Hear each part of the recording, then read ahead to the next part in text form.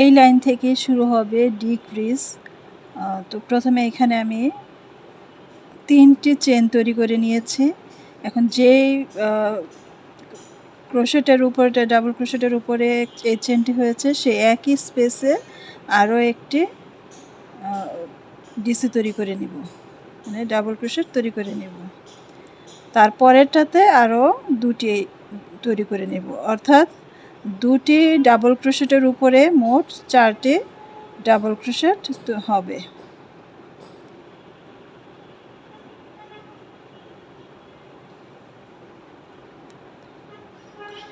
এখন এখানে 2টি চেন দিব। 2টি চেন দিয়ে এই যে প্রথম যে এই লাইনের প্রথম যে এই ডাবল ক্রোশেটটা আছে সেটাকে আমরা স্কিপ করব, সেটাকে স্কিপ করে এখান থেকে কাজ শুরু করব।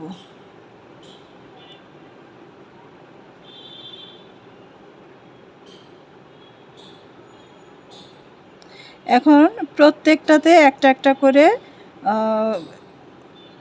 ডিসি তৈরি হবে এবং লাস্টের এই একটা ঘর আবার স্কিপ করতে হবে।